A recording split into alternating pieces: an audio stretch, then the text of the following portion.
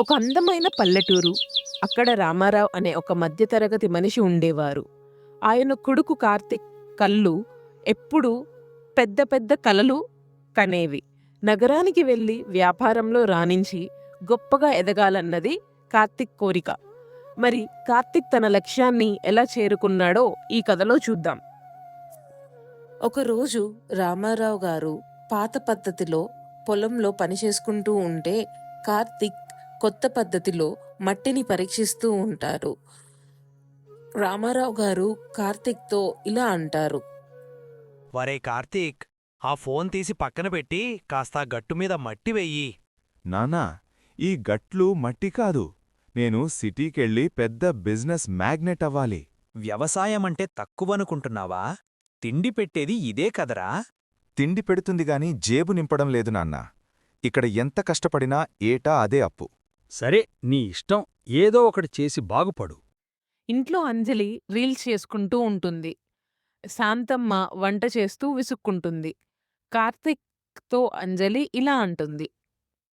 కార్తీక్, నా కొత్త వీడియోకి 500 లైక్స్ వచ్చాయి. మనం సిటీకి వెళ్తే నా ఫాలోయింగ్ ఇంకా పెరుగుతుంది. అమ్మా అంజలి, ఆ ఫోన్ పిచ్చి కాస్త తగ్గించుకుని వంటలో సాయం చేయొచ్చుగా. అమ్మా, అంజలి చెప్పింది కూడా నిజమే. మేము సిటీకి వెళ్ళి బిజినెస్ చేయాలి అనుకుంటున్నా. ఏం బిజినెస్ చేస్తావురా? మరి పెట్టుబడి ఎలా? మా మావయ్య ప్రసాద్ గారిని అడిగి పెట్టుబడి పెట్టిస్తాను. మనం విజయనగరం వెళదాం. అవునత్తయ్య గారు, అక్కడైతే నాన్నగారు కూడా సాయం చేస్తారు. నాకెందుకో ఇదంతా నచ్చడం లేదు. ఉన్న ఊరు వదిలి వెళ్లడం అవసరమా? అంజలి వాళ్ళ నాన్న ప్రసాద్ కార్తీక్ వాళ్ళింటికి వస్తారు. కార్తీక్తో ఇలా అంటారు.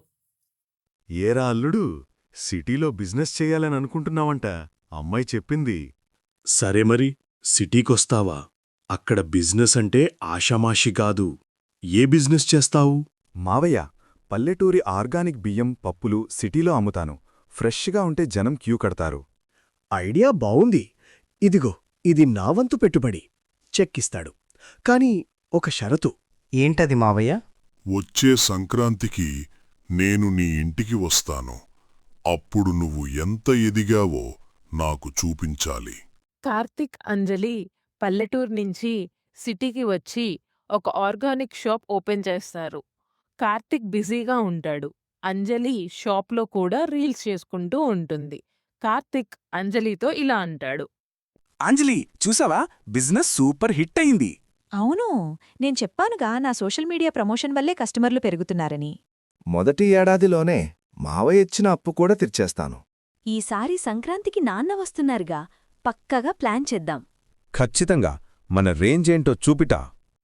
కార్తీక్, అంజలి సిటీకొచ్చాక మొదటి సంక్రాంతి వస్తుంది. ప్రసాద్ కార్తీక్ కొత్త ఇంటికి వస్తాడు. అంజలి అందంగా ముస్తాబు చేసిన ఒక బ్రాంజ్ పళ్ళెంలో రకరకాల వంటలు వడ్డిస్తుంది. ప్రసాద్ భోంచేస్తాడు. ప్రసాద్ కార్తీక్తో ఇలా అంటాడు. అల్లుడు, భోజనం చాలా బాగుంది. కాని ఏమైంది మావయ్య? ఏమైనా తక్కువైందా? భోజనం అదిరింది కాని మీ ఇంట్లో ఇంతకంటే మంచి పళ్ళెం లేదా? ఇది కంచుపళ్ళం నానా. పల్లెటూర్లో అందరూ వాడేదే కదా. అదేనమ్మా, ఇంకేం లేవా అని అనికాను. కంచు పళ్ళెం కంటే మంచిదా? అంటే వెండి పళ్ళెం కావాలా?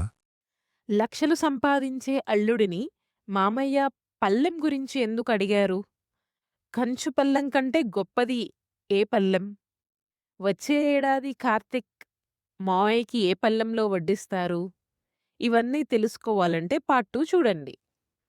ఈ కథ మీకు నచ్చితే ఇప్పుడే కింద ఉన్న లైక్ బటన్ నొక్కి మీ స్నేహితులకు షేర్ చేసి మరిన్ని అద్భుతమైన కథల కోసం వెంటనే సబ్స్క్రైబ్ చేసుకోండి. మీ అభిప్రాయాన్ని కమెంట్ల రూపంలో మాకు తెలియజేయడం మర్చిపోవద్దు.